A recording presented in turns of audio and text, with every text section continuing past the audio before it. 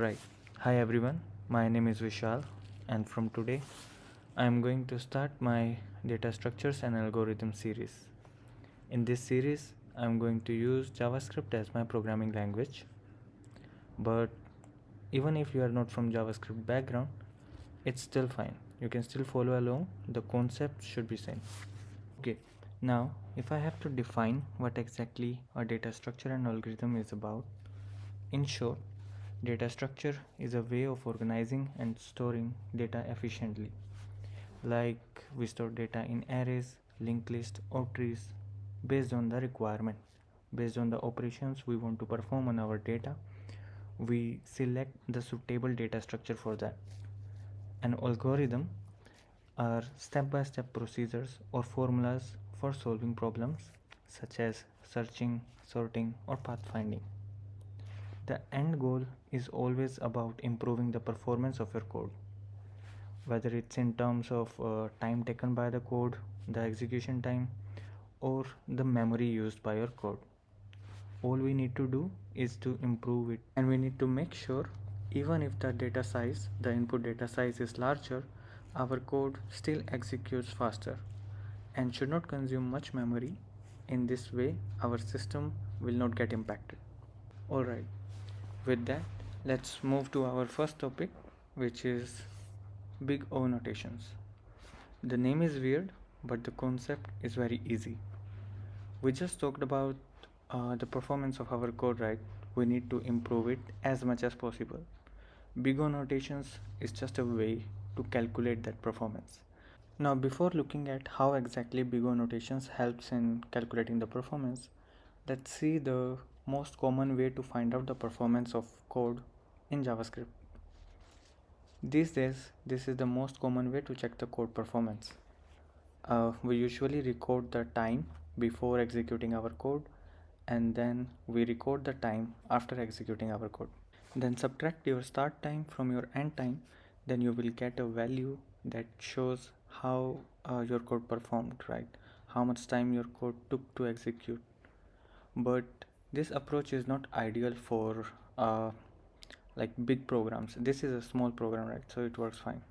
Even if I increase the value of the input, right now it's like 100k, but if I increase it from 100k to 1 million or to 10 million, it will take a lot of time to execute, right? Even after that, we are not sure that it will provide us the accurate time. Why? Because it depends on your system performance as well. So if your system is not performing well and taking more time to execute the code, this number will vary based on that. And that's where big O notations comes into play, right?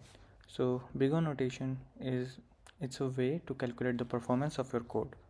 It gives a numeric value to that performance, right? By using big O notations, you can find out what's your code's time complexity and space complexity. By time complexity, I mean how much time your code will take to execute properly, and how much memory your code will consume to execute, right? So by using big O notations, we can find out very easily, and that's how we represent our big O notations. You can see we have some examples here: O of n, O of 1, O of n square, and so on. We will see how exactly we can find out the big O notation values of our code. For that, let's move to next slide. Now we are having two JavaScript functions here. One is add up to n and the other one is optimize add up to n. The purpose of these two functions are similar and quite simple. They take n as an input and then try to add all those numbers that comes between 1 to n inclusively, right? So if let's say your input is 5, then it will just add 1 2 3 4 5 all numbers and then provide you the output. Both functions does same job but differently, right? Now let's try to find out their big O notation values and see which code is better performant or which will be a better approach to solve the given problem, right? For that, let's move to some code sandbox. Okay, I am already having here the function add up to n. Now let's try to find out the BigO notation value of this function. For that, we need to find out all of the operations that are being done inside this program. Right? By operations, I mean for example, the assignment operation we are doing here. Let sum equals to 0 is one operation, right? So I will just mark it as our first operation that we are doing, and then we are having a loop here. So remember, every operation that we are doing inside this loop is going to run for n number of times, right? So the next operation is I equals to 1. This is our second operation, right? I will just write it down, and then we are doing some comparison here, right? So this comparison is going to be done for n number of times. So I will just mark it as n here, right? And then we are doing increment. This increment can be written as I equals I plus 1, right? So there are two operations we can see. One is assignment and one is addition. So we can say this is like 2n operations, right? Because it's going to be done for n number of times, right? Now inside the loop we are having some again increment here, right? So it can be written as, let me just comment it out, sum equals sum plus I, right? So again two operations, one is assignment and one is addition. So this will run for n number of times. Now it will be again our 2n, right? So total number of operations that we are doing here is something like big O. That's how we denote our big O notations, right? So big O of you need to now add all of these. Now to simplify it, we can simply say it's going to run n number of operations, right? We don't need to mention 2n plus 2n plus 1. No, we can simplify it to big O of n, because it's already n number of operations, right? So if you add 1 2 in infinity, it will still remain infinity, right? So we can simply write it down as O of n, right? Now let's look at the second solution of the same problem, which is this one, the optimized add up to n function. This function again takes n as input and then trying to perform some math formula to give us the same output as your previous solution, right? So if we try to find out the BigO notation value of this function, it's going to be pretty simple, right?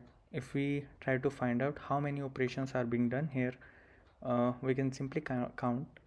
One is multiplication here, so this is one operation, and then we are doing some addition, which is again an operation, so it will be counted.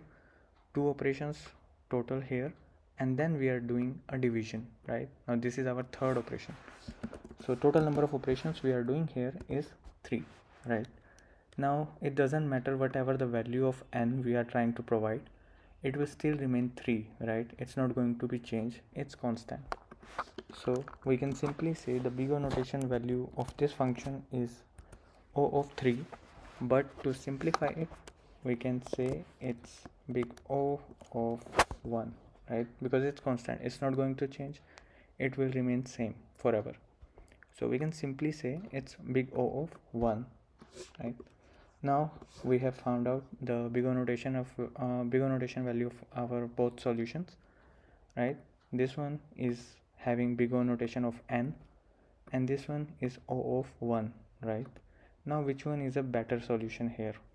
If we see, this is going to perform n number of operations. Now n is a random value, it can be 1 million, it can be 10 million, anything. And this one is just a constant, right? 1. So we know this is going to perform well because there is only few operations that going to be executed every time. But here it can be anything, it can be as large as 100 million, right? So this solution will perform well in every case.